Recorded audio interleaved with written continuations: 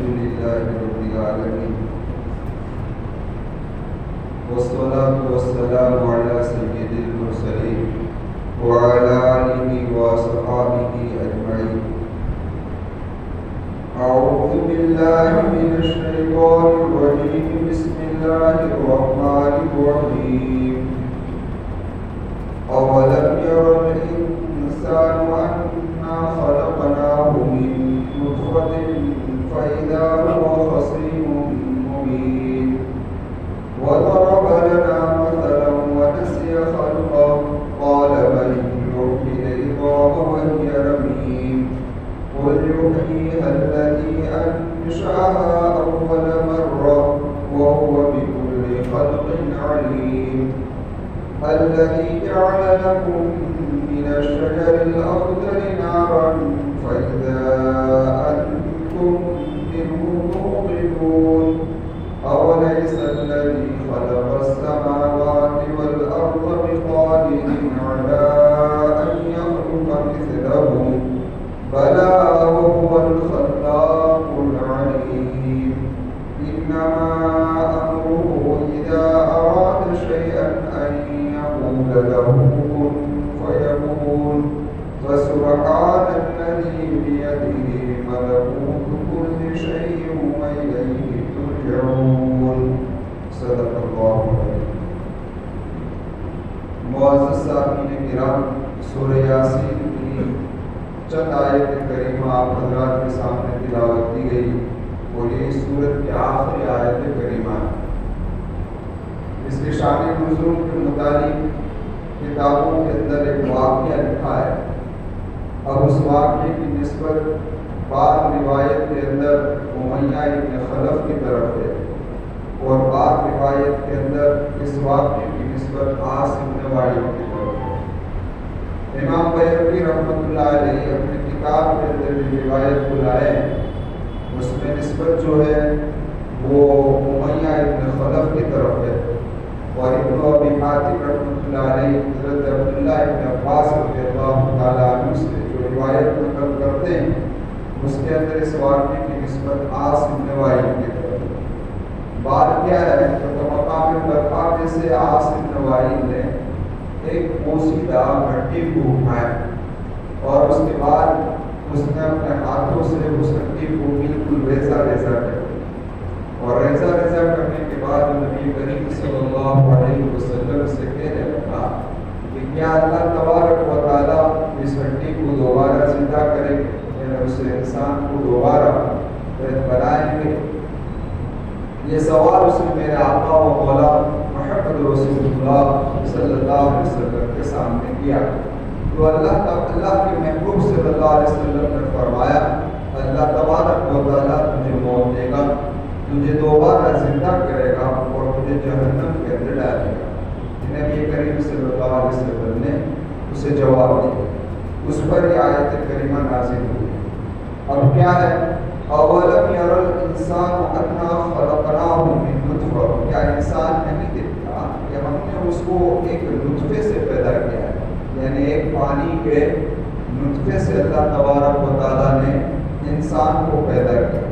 اب یہ پانی کا قطرہ کہو یا ایک نطفہ کہو، یہ کیا چیز تھی؟ تو قرآن کریم نے دوسری جگہ پر یہ فرمایا کہ مما مہین، کہ ایک حقیر چیز، ایسی حقیر چیز سے اللہ تبارک و تعالیٰ نے انسان کو پیدا کیا ہے جو پیشاب کی طرح ناپاک ہے کہ اگر وہ کپڑے کے اندر لگ جائے، جسم کے اندر لگ جائے تو بغیر دھوئے انسان پاک ہو سکتا نہیں ہے اور کپڑا بھی پاک ہو سکتا نہیں. ایسے حقیر پانی سے اللہ تبارک و تعالیٰ نے انسان کو پیدا کیا.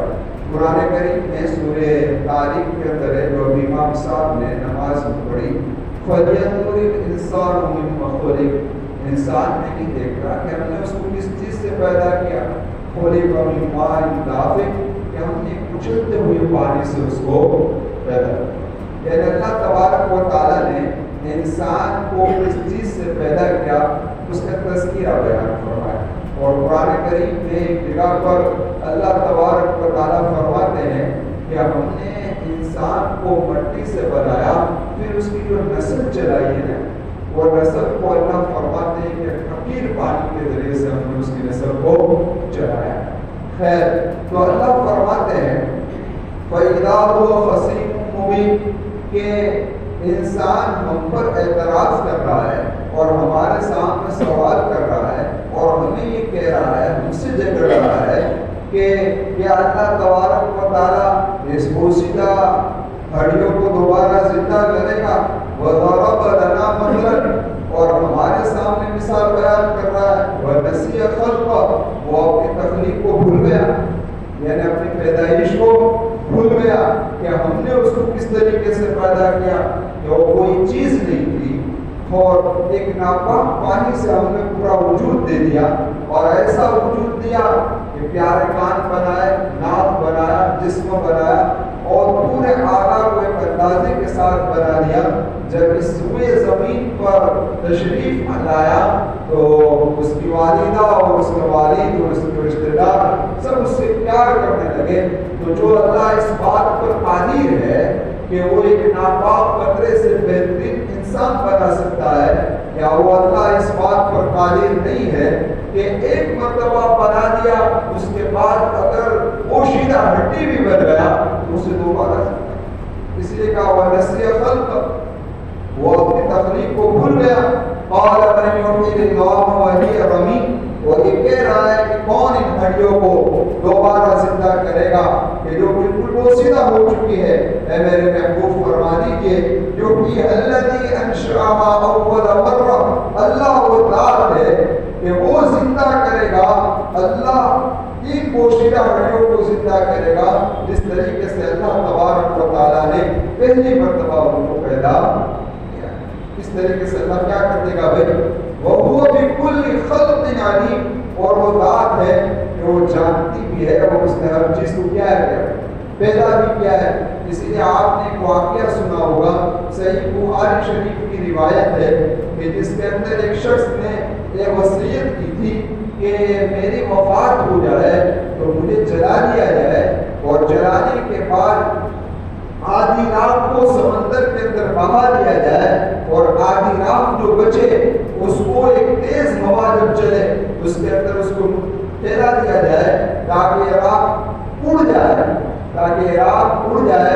اللہ تبارک و تعالیٰ نے اس ساری رات کو جمع کیا اور دوبارہ اس کو زندہ کیا، اور پھر فرمایا کہ تم نے یہ کام کس لیے کیا، اپنے آپ کو جلا دینے کی وصیت، اور آدھی رات کو سمندر میں ڈالنا اور آدھی رات کو ہوا میں اڑا دینا۔ تو کہنے لگا کہ اللہ صرف تیرے سامنے کھڑے ہونے کا ڈر تھا۔ کیا تھا بھائی؟ صرف تیرے سامنے کھڑے ہونے کا ڈر تھا، تیرے ڈر کی وجہ سے میں نے یہ وصیت کی تھی۔ اللہ تبارک و تعالیٰ نے اس نے کیا کر دی بھائی، سمجھ آئے گا؟ پتا چلا اللہ کا خوف بہت اونچی چیز ہے۔ تو مجھے یہ واقعہ یہاں پر اس لیے نقل کرنا پڑا کہ اللہ تبارک و تعالیٰ جانتا ہے کہ بھائی اگر تم جل کر خاک بھی ہو جاؤ، اور اگر تم مٹی کے اندر مل کر بالکل رل مل جاؤ، اور تمہارے ریزے ریزے ہو جائے، اور تمہارا ذرہ ذرہ ہو جائے، تو تمہارا ذرہ ذرہ کہاں پھیلا ہوا ہے اس کو اللہ تبارک و تعالیٰ جانتا ہے، اور اللہ تبارک و تعالیٰ ان سارے ذروں کو جمع کر پھر دوبارہ تمہیں کیا کرے گا۔ اب اللہ فرماتے ہیں تم مثال دے رہے ہو، آؤ میں تمہیں ایک مثال دے رہا ہوں۔ الذی جعل لکم الارض، اللہ وہ ذات ہے جس نے تمہارے لیے، الذی جعل لکم من الشجر الاخضر نارا، کہ اللہ وہ ذات ہے کہ جس نے تمہارے لیے سبز درخت سے آگ پیدا کی۔ اب اللہ مثال بیان کرے کس طریقے سے، آپ ذرا دیکھیں کہ جس طریقے سے مشرکان مکہ یہ کہتے تھے کہ وَقَالُوا أَإِذَا ضَلَلْنَا فِي الْأَرْضِ أَإِنَّا لَفِي خَلْقٍ جَدِيدٍ، کہ ہم زمین میں جب رل مل جائیں گے تو دوبارہ زندہ کیے جائیں گے۔ أَعِظَامًا نَخِرًا، بالکل پوشیدہ ہڈی ہو جائے گی کہ ہم کو دوبارہ زندہ کیا جائے گا۔ اللہ فرما رہا ہے تمہیں بات سمجھ میں نہیں آ رہی تو آؤ میں تمہیں ایک مثال کے ذریعے سے میں سمجھا رہا ہوں۔ الذی جعل لکم من الشجر الاخضر نارا، کہ ہم نے ان درختوں کو، کہ جن درختوں کی شاخیں نہیں ہے، جن درختوں کے تنے نہیں ہیں، جن درختوں کے پتے نہیں ہیں، ہم ایک وقت آتا ہے کہ ان کو بالکل خوش کر دیتے ہیں اور یہی خوش ہو کر آگ بن جایا کرتی ہے. کیا بنتی ہے بھائی؟ درخت سوکھ جاتا ہے تو کیا بنتا ہے؟ اس سے آگ روشن ہونے لگتی ہے. تو اللہ فرماتا ہے کہ جس طریقے سے اس سورہ واقعہ کے اندر بھی اللہ تبارک و تعالیٰ نے فرمایا افرأیتم النار التی تورون، کیا بھلا تم نہیں دیکھتے نار التی، اس آگ کو جس کو تم جلا رہے ہو اپنے کھانے پکانے کے لیے. اَأَنتُمْ انشأتم شجرتها ام نحن المنشئون، اللہ فرماتے ہیں کہ جس درخت سے آگ پیدا ہوتی ہے اس درخت کو پیدا کرنے والے تم ہو یا ہم؟ کون پیدا کر رہا ہے؟ کیونکہ اللہ پیدا کر رہا ہے. تو اب ذرا دیکھیں اللہ تبارک و تعالیٰ یہاں یہ سمجھا رہا ہے کہ جن ہرے درخت سے آگ کو پیدا کرنے کی طاقت ہم رکھتے ہیں، تو کیا ہم اس بات پر قادر نہیں ہے کہ ہم ان پوشیدہ ہڈیوں کو دوبارہ زندہ کر دیں؟ بعض مفسرین فرماتے ہیں کہ یہاں من الشجر الاخضر کا لفظ جو آیا ہے اس سے پتہ یہ چل رہا ہے کہ ایک خاص قسم کا درخت مراد ہے. اور عرب کے اندر دو درخت ہیں، ایک مرغ نامی درخت تھا اور ایک عقار نامی درخت تھا. ان دو درخت کو صحابہ کرام اور عرب کے لوگ مسواک کی طرح اس کی ڈالی کو کاٹ لیا کرتے تھے، پھر اس کو رگڑتے تھے. تو رگڑنے کی وجہ سے آگ پیدا ہوتی ہے، آگ پیدا ہوتی تھی اور اس آگ سے وہ روئی کو جلاتے تھے اور روئی کو جلانے کے بعد ایک لاوا پیدا ہوتا تو اس کو اپنے جلانے کے پکانے کے اندر کام کے اندر لاتے ہیں. تو اللہ تبارک و تعالیٰ اس مثال کو دے کر اس بات کو اس آیت کریمہ میں سمجھانا یہ چاہتے ہیں کہ یہ جو درخت کی دونوں ڈالیاں ہیں اور وہ آپ کاٹ رہے ہو وہ ایسی نیلی ہوتی ہے کہ پانی میں ٹپک رہا ہوتا ہے، پھر بھی ہم اس سے کیا پیدا کر رہے ہیں؟ آگ پیدا کر رہا ہے. تو ہم اس پر قادر ہیں. تو کیا تمہیں دوبارہ پیدا کرنا، دوبارہ زندہ کرنا ہمارے لیے کوئی مشکل کام نہیں ہے؟ اور قرآن کی بنا پر آگے بھی سمجھا رہا ہوں، آگے ایک بات آ رہی ہے، لیکن ایک بات یہاں پر آپ سمجھ لیجیے کہ پرانے زمانے کے اندر یہی چیز تھی. اس وقت تو ماچس نہیں تھا، اس وقت تو سلفر اور رندق وجود کے اندر نہیں آیا تھا. سلفر اور رندق زمین کی تہ میں یہ زرد مادہ اب وجود کے اندر آ گیا تو اب اس کو اس سے ماچس بنایا گیا اور آگ کو روشن کیا جا رہا ہے. اب تو ترقی کا دور ہے تو اب تو ماچس بھی غائب ہو گئے مکانوں سے، اب تو لائٹر آ گئے. تو جس طریقے سے قیامت قریب آ رہی ہے اور وقت کے اندر سے برکت نکل رہی ہے تو اب اللہ تبارک و تعالیٰ ایسی چیزیں ایجاد فرما رہا ہے، پیدا کر رہا ہے کہ جس کے ذریعے سے وقت کم خرچ ہو کام بھی بڑھ جائے. آپ نے دیکھا کہ پہلے زمانے کے اندر وقت کے اندر برکتیں تھی تو آدمی نہ جانے کتنے کام کر لیتا تھا. اب ذرا دیکھو سواریاں پہلے اتنی تیز نہیں تھی تو کیا لوگ پہلے سفر نہیں کرتے تھے اور آدمی کے پاس وقت میں برکت تھی. اب جس طرح قیامت قریب آتی جائے گی وقت سے برکت کیا ہوتی جائے گی؟ نکلتی جائے گی. تو اللہ تبارک و تعالیٰ ایسی چیزیں ایجاد کرتا رہے گا کہ جس سے کم وقت کے اندر انسان کا کام کیا ہو جائے بھائی. یہ کرنے والی بات کون ہے؟ کیونکہ اللہ کی. تو اللہ تبارک و تعالیٰ فرماتے ہیں کہ اس سے آگ کو پیدا کرنے والی ذات کس کی ہے؟ کیونکہ اللہ کی. اگر آپ یہاں ایک بات سمجھ لیجیے، علامہ طنطاوی رحمۃ اللہ علیہ نے اس آیت کریمہ کے ضمن کے اندر ایک بات لکھی ہے. وہ بات علامہ یہ فرماتے ہیں کہ اللہ تبارک و تعالیٰ نے یہ جو درخت پیدا فرمایا ہے اور اس کے اندر یہ درخت کے پتے ہیں اس میں اللہ تبارک و تعالیٰ نے ایسی صلاحیت رکھی ہے کہ وہ سورج جب ہوتا ہے تو وہ آکسیجن کو اپنے اندر کھینچتے ہیں. کیا کرتے ہیں بھائی؟ آکسیجن کو اپنے اندر کھینچتے ہیں. اور آکسیجن ایک ایسی چیز ہے جو انسان کی زندگی کے لیے ضروری ہے، انسان کی زندگی کے اندر یہ ضروری ہے، انسان کی صحت کے لیے ضروری ہے. کیونکہ اسی آکسیجن سے انسان کا خون صاف ہوتا ہے، اس کی زندگی بحال رہتی ہے.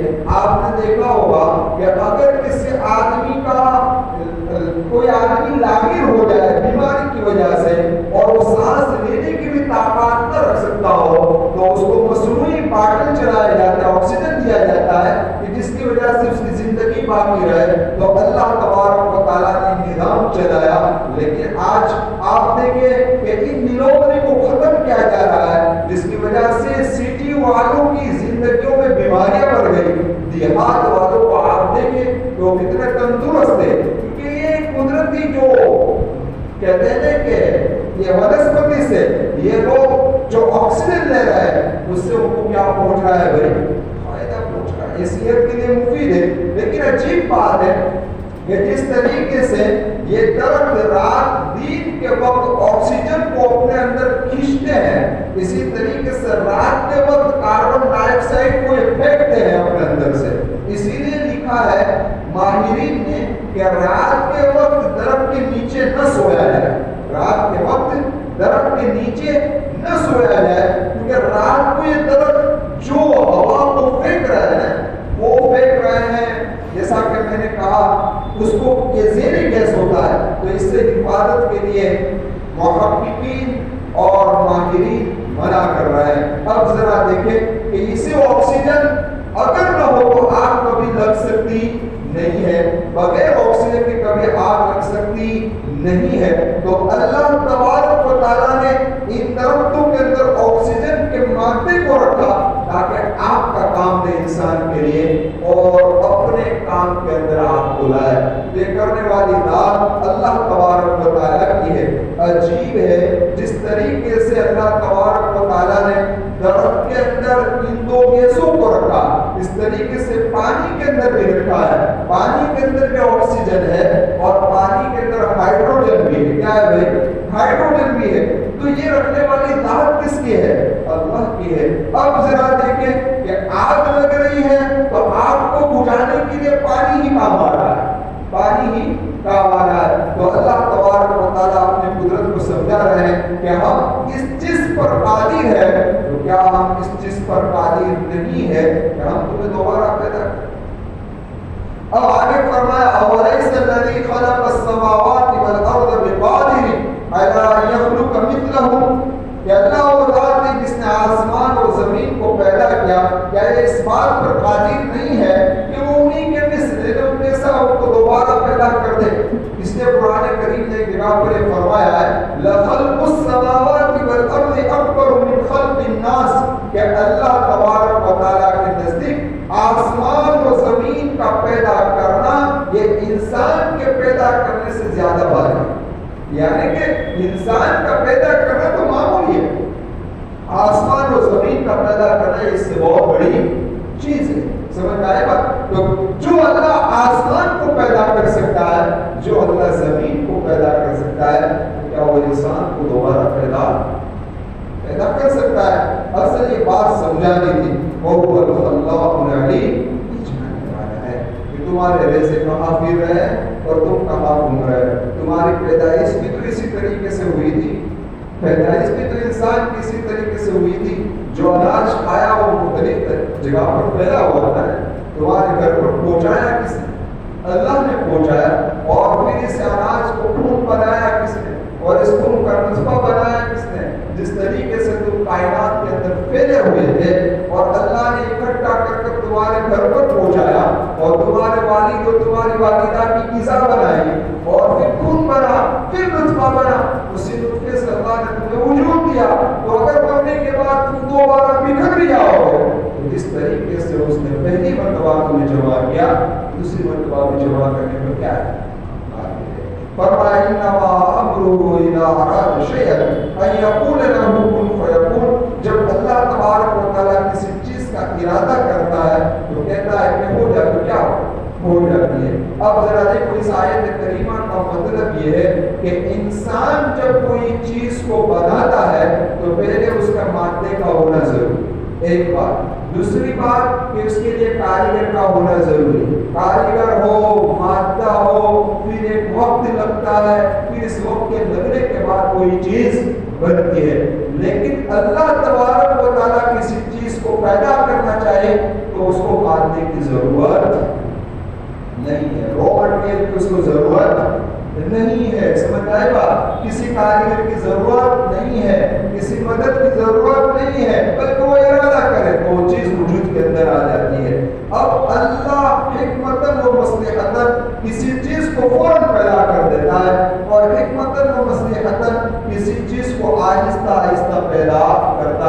یہ سب اس کے اندر داخل ہے۔ اب ذرا یہاں پر ایک بات سمجھ لیجیے کہ کیا اللہ تبارک و تعالیٰ لفظ کن کہتا ہے کہ ہو جا تو وہ ہوتا ہے، ایسا ہے؟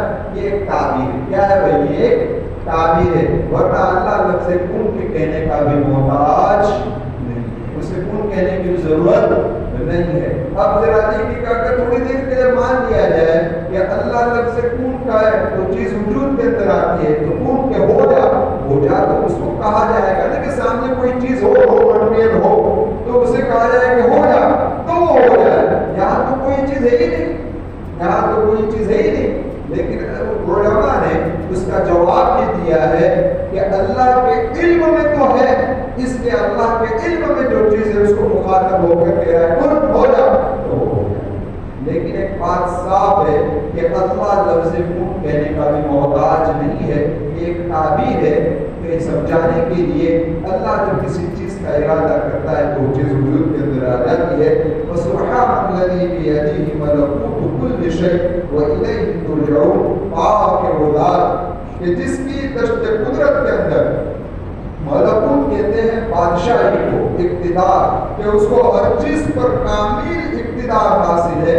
وَإِلَيْهِ تُرْجَعُونَ، اور اسی کی طرف تم لوٹائے جاؤ گے۔ یعنی تم یہ نہ سمجھو کہ ہم زمین میں دفن ہو گئے یا ہم آپ کے حوالے ہو گئے اور جل گئے تو اب ہم دوبارہ زندہ ہوئے نہیں، بلکہ اللہ فرماتا ہے کہ دوبارہ تمہیں زندہ ہونا ہے، اور اگر تم دوبارہ زندہ ہو گئے تب یہ بھی گمان مت کرنا کہ تم کہیں بھاگ کے نکل جاؤ گے، نہیں، وَإِلَيْهِ تُرْجَعُونَ، تم ہماری طرف لوٹ کر آؤ گے اور پھر تم ہمارے سامنے حاضر کیے جاؤ گے اور اپنی زندگی کا تمہیں حساب و کتاب۔ اللہ تبارک و تعالیٰ سے دعا کرتے ہیں اللہ اس سورہ یاسین کی تفسیر کو قبول فرما لے، اور اللہ تبارک و تعالیٰ ہمیں سورہ یاسین کو روزانہ پڑھنے کی توفیق نصیب فرمائے۔